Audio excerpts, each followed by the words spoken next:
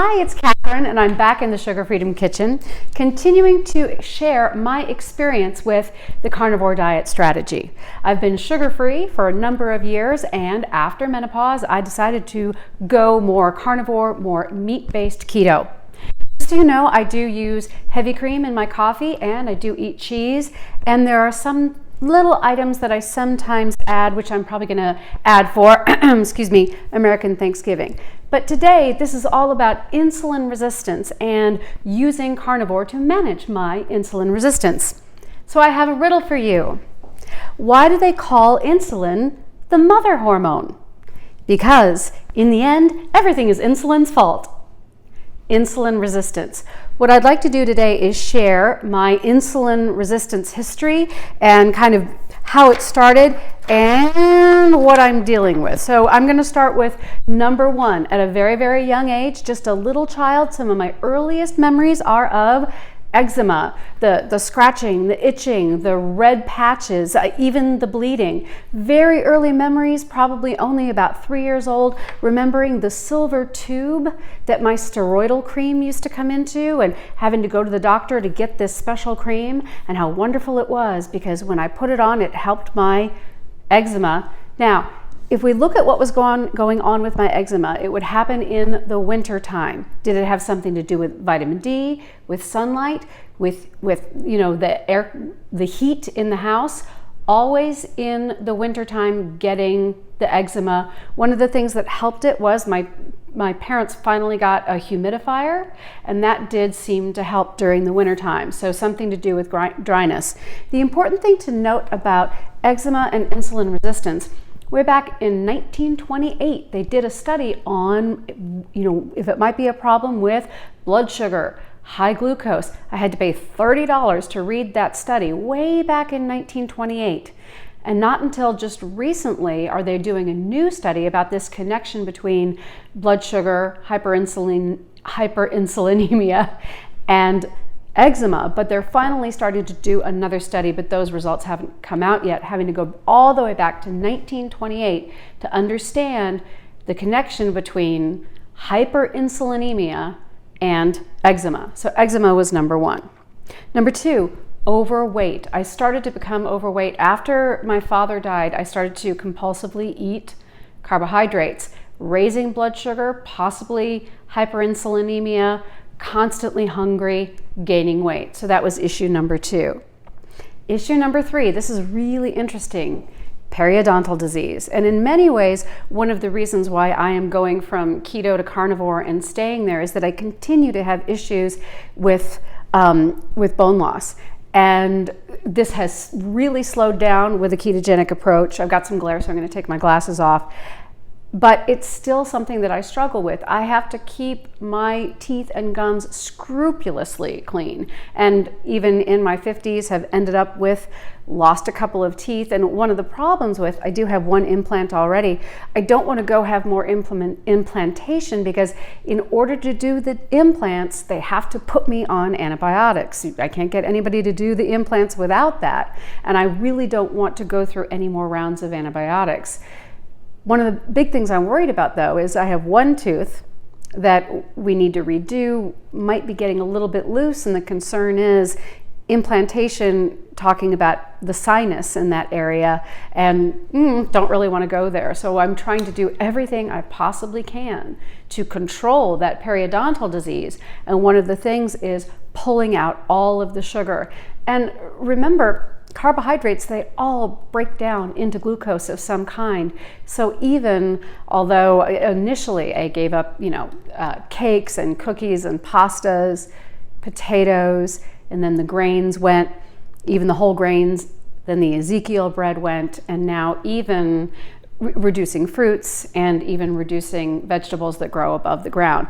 However, I know that it's working, I know that it's helping, because when I eat carnivore, I don't have these overwhelming cravings for excess food, getting the right nutrition. Number four, acne. Adolescence is a state of insulin resistance because all of the growth states, when you think about it, insulin is the growth hormone. So we're trying to get more insulin in the bloodstream creates growth. So whether you're a little baby, eczema, adolescent, acne, young woman, pregnancy, all of these conditions, these growth conditions, all come back to insulin, because insulin is that master hormone, that mother hormone that allows us to grow.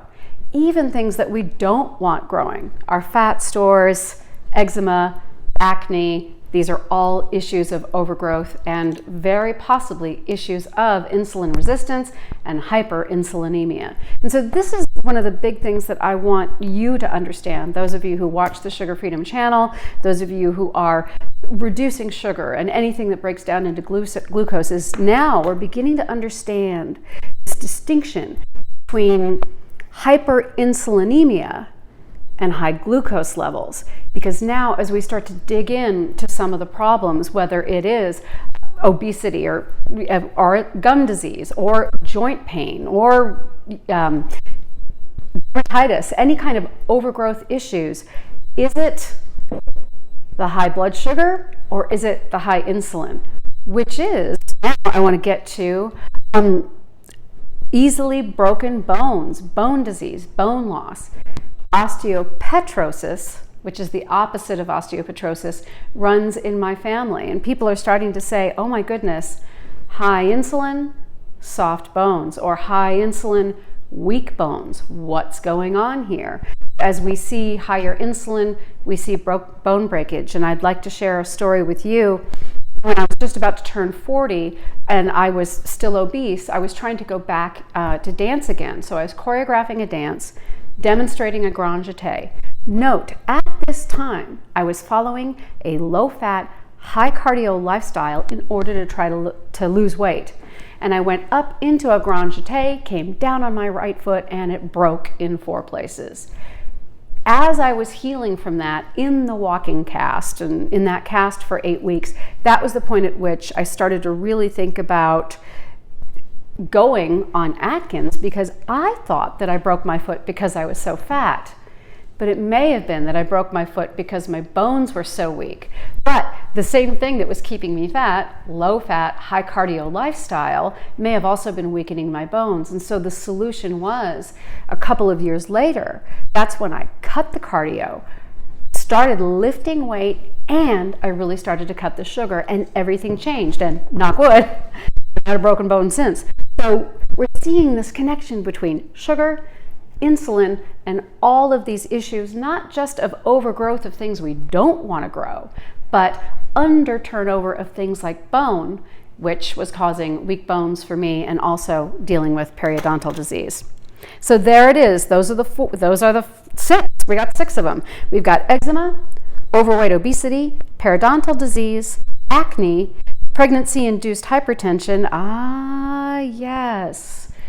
So I was so glad to get a comment on my last video about, oh my goodness, I didn't know the connection between pregnancy-induced hypertension, gestational diabetes, and sugar.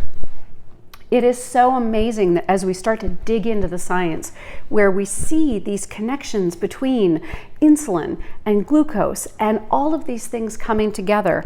And so what I didn't realize until just this year is that high blood pressure is connected with insulin, and that insulin and high blood pressure are connected. And I linked in another video to a study that talks about what that connection is. And it's pretty amazing when you realize, could we start to resolve all of these conditions just by reducing the glucose in our diet? And not just the sugar, not just the cakes, the cookies, and the pastas, but also the glucose, and getting even down to some of the high sugar vegetables and fruits that we're seeing. And then that connects back to what's happening with hybridization. If you look at a Honeycrisp apple and you compare it to an old-fashioned Granny Smith apple, it's a huge difference. Have you eaten a Honeycrisp apple recently? Not me. I'm not going to try one soon. They're so packed with sugar. So sweet. What are we doing? So one of my solutions is, if I do go more keto and less carnivore, I'm going to let's go for those small, ugly vegetables and fruits. Going for the homegrown local vegetables and fruits that don't have this scary, perfect, huge look, maybe they're going to be a little bit lower in these glycemic issues that we're going to have. So thank you for bearing with me live. I can't clean up these live broadcasts the way I can try to clean up my other ones. So there they are. And then broken bones. I mean, I wish to heaven my mother passed away, oh gosh, back in 2004, so a long time ago.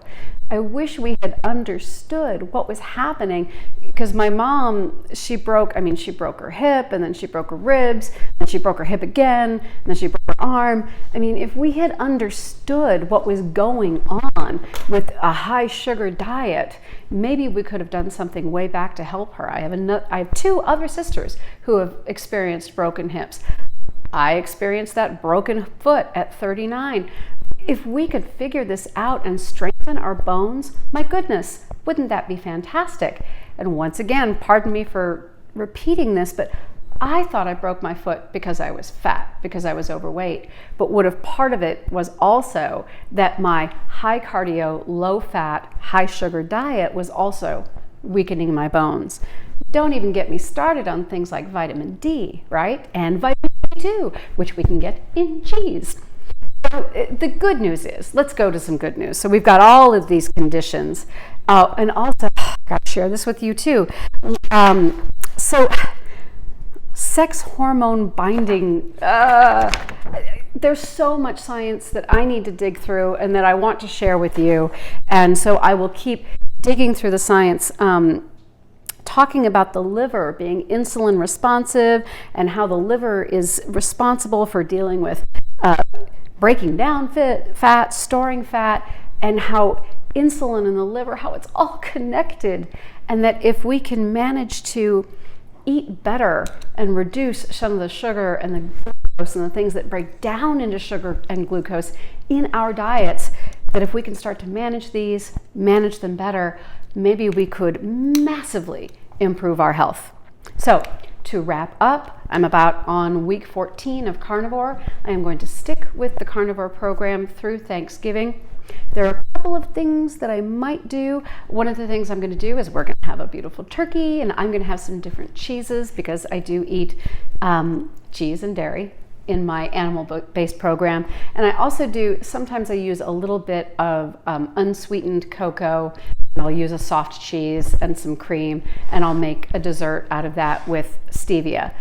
Maybe xylitol or erythritol. Interesting thing about those is they do have some significant carbohydrate content. As much as like 2 teaspoons is about 3 grams of carbohydrate. No, excuse me, 6 grams. So that is significant. So that is the update today. Continuing to stay carnivore, going into the holidays, because I feel so good and I have so much energy. And just those 6 issues that I will repeat: eczema, overweight, periodontal disease, acne, pregnancy-induced hypertension, and broken bones. So imagine if we could start to manage all of those things, managing sugar. You can go to sugarfreedom.com to get the Sugar Freedom program. That is getting off of sugar and going ketogenic. The next step after Sugar Freedom is going for a carnivore, or what I call an AB keto program, which is animal-based keto. Thank you for watching. Of course, I'll do another video of this. I will really clean it up and put that up in the next couple of days. In the meantime, have an absolutely wonderful day, and keep it sugar-free like me, and take care. I'll see you soon here in the Sugar Freedom Kitchen.